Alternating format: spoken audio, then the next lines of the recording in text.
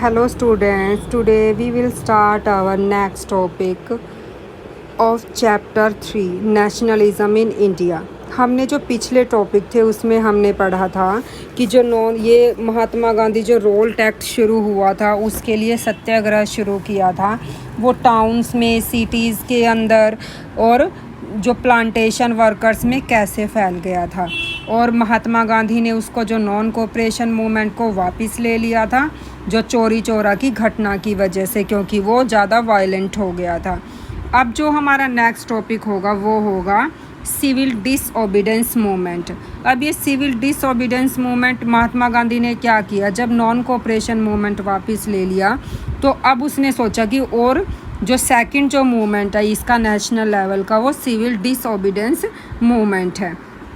अब civil disobedience movement में क्या हुआ, अब 1922 में फरवरी में क्या हुआ, महात्मा ने नॉन कोऑपरेशन जो मूवमेंट था उसको वापस ले लिया, क्योंकि उनको क्या लग रहा था कि ये काफ़ी वायलेंट होता जा रहा है, जो ये टर्न किस में हो गया है, वायलेंट में हो गया है। अब जो कांग्रेस के कुछ लीडर्स थे वो भी क्या थे, अलग अलग तरह की स्ट्रगल से थक चुके थे। अब 1919 में क्या हुआ, जो गवर्नमेंट ऑफ इंडिया एक्ट आया तो उसके लिए क्या बनाई गई, प्रोविंशियल काउंसिल्स बनाई गई।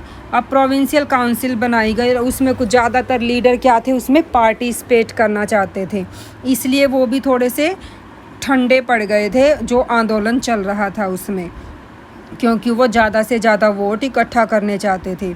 अब उनको ये लगता था कि जो ये काउंसिल्स के अंदर, जो प्रोविंशियल्स के अंदर जो ये हो रहा है, तो इसमें क्या करना था उनको, जो ब्रिटिश गवर्नमेंट थी उनकी जो पॉलिसीज़ थी उनका क्या करना था, विरोध करना था।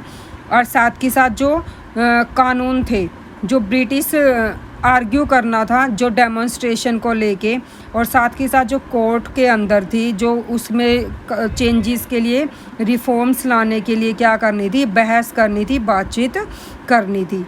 अब जो ये काउंसिल्स थी ये केवल डेमोक्रेटिक ही नहीं थी, ये केवल क्या थी, ब्रिटिशों की, इसके अंदर क्या था, जो ब्रिटिशों की पॉलिसीज़ थी ये डेमोक्रेटिक नहीं थी। अब इसमें क्या हुआ, जो CR दास और मोतीलाल नेहरू है उसने क्या किया, जो काउंसिल में उन्होंने दोबारा क्या किया, वो पार्टी में वापस लौटेंगे।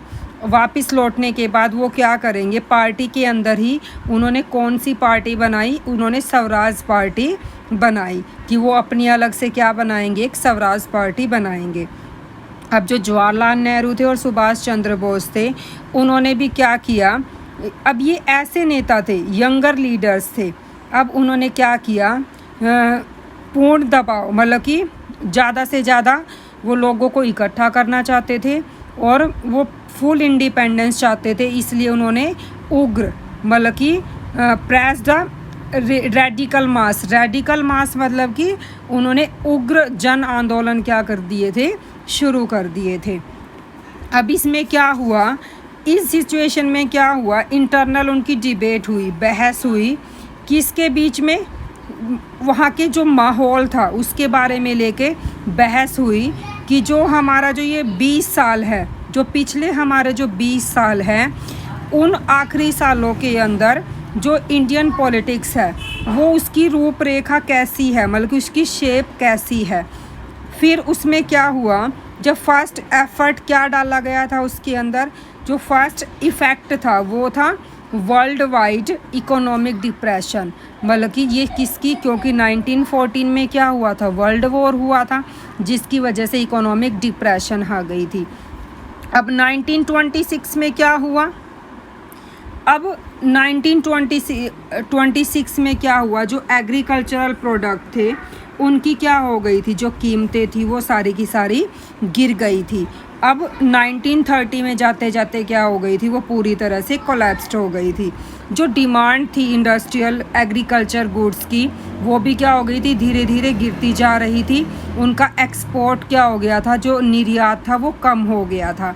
जो पीजेंट्स ने क्या देखा कि अब उनको डिफ़िकल्ट हो रहा है कि उनकी जो प्रोडक्शन है, हर फसलें हैं, उनको बेचना क्या हो रहा है, डिफ़िकल्ट हो रहा है, साथ के साथ उनको रिवेन्यू भी पे करना पड़ रहा है। इसकी वजह से 1930 में क्या हो गया था, पूरी की पूरी कंट्री में टर्मोल, टर्मोल का मतलब होता है उथल पुथल, उथल पुथल मच गई थी पूरी की पूरी कंट्री के अंदर। अब इसके बाद क्या हुआ, जब ये उथल पुथल मची हुई थी, जो महात्मा गांधी ने सविनय अवज्ञा आंदोलन शुरू किया था, तो अंग्रेज़ों ने क्या किया, साइमन कमीशन बनाया। अब ये जो साइमन कमीशन था ये कब बनाया गया था, ये आपकी बुक में नहीं है, आप इसे लिख सकते हो। अब जो ये साइमन कमीशन था ये क्या था, इंडियंस के लिए, मतलब कि भारतीयों के लिए क्या था, एक एजिटेशन था, मूवमेंट था। वो क्या चाहते थे कि जो इंडियन पीपल ये इकट्ठे हो रहे हैं, मूवमेंट लड़ रहे हैं फ्रीडम के लिए, ये काफ़ी डे बाय डे क्या होता जा रहा है, स्ट्रोंगर होता जा रहा है।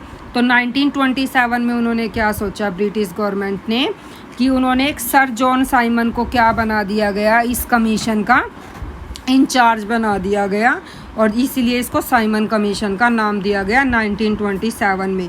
मतलब कि जब हम ये क्वेश्चन आएगा कि साइमन कमीशन को अपॉइंट कब किया गया था, वो आएगा हमारा 1927 में। अब जो ये सर जॉन साइमन था, इसका काम क्या था, इसके कुछ और मेंबर्स थे, उनको पता लगाना था कि जो ये किसानों की, वर्कर्स की, जो प्लांटेशन वर्कर्स थे, उनके दुख क्या है इंडियन पीपल के। अब इसको साइमन कमीशन बोला गया, साथ में इसको वाइट कमीशन भी बोला गया। वाइट कमीशन इसलिए बोला गया कि क्योंकि इसमें कोई भी मेंबर इंडियन नहीं था, जितने भी मेंबर थे वो सारे के सारे क्या थे, वाइट थे, एक सिंगल मेंबर भी इसमें इंडियन नहीं था। अब ये क्या, इसका काम क्या था, जो पीपल बॉयकॉट कर रहे थे इस कमीशन का। अब ये जो कमीशन है 1928 में क्या था, ये भारत में आया था। जब ये भारत में आया तभी इसका क्या किया गया, साइमन कमीशन वापस जाओ के नारे लगाए गए। और जो कांग्रेस और जो मुस्लिम लीग थी, उन्होंने दोनों ने क्या लिया था, इसका जो डेमोन्स्ट्रेट किया था उसमें दोनों ने पार्टिसिपेट किया था। तो इसको देखते हुए क्या किया था, जो लॉर्ड इरविन था, वायसराय था, उसने 1929 में क्या किया, भारत के लिए एक डोमिनियन स्टेटस बनाया। अब ये जो डोमिनियन स्टेटस बनाया गया था, इसमें क्या किया गया, डोमिनियन स्टेटस का मतलब है गोल मोल सा ऐलान किया गया कि वो भारत को क्या कर देंगे, भारत के बारे में सोचेंगे, जो उनको कॉन्स्टिट्यूशन बनाना है उसमें अपना रोल भी प्ले करेंगे, लेकिन उसकी कोई भी लिमिट नहीं बताई, जो डोमिनियन स्टेटस था। और उसमें क्या बोला गया कि वो जो राउंड टेबल कॉन्फ्रेंस है उसमें वो डिस्कस करेंगे फ्यूचर का, जो इंडिया का कॉन्स्टिट्यूशन कैसे होगा। लेकिन जो कांग्रेस के लीडर थे वो इससे सेटिस्फाई नहीं थे, इसलिए उन्होंने क्या करना शुरू कर दिया, इस सेटिस्फाई नहीं थे। तो जो लाला लाजपत राय था उसने क्या कर दिया था, इसका अगेंस्ट में हो गया था। ये इसमें नहीं है, वैसे बता रही हूँ आपको। जो लाला लाजपत राय है अगेंस्ट में था, उसने क्या किया, तो साइमन कमीशन ने क्या किया, जब उसके अगेंस्ट में लोग शांति से पीसफुली डेमोन्स्ट्रेट कर रहे थे, तो पुलिस ने क्या किया, लाला लाजपत राय पर हमला कर दिया था। और जिसकी वजह से जो ये प्रदर्शन चल रहा था डेमोन्स्ट्रेशन में, लाठियों की मार की वजह से क्या हो गया था, उसने अपना दम तोड़ दिया था।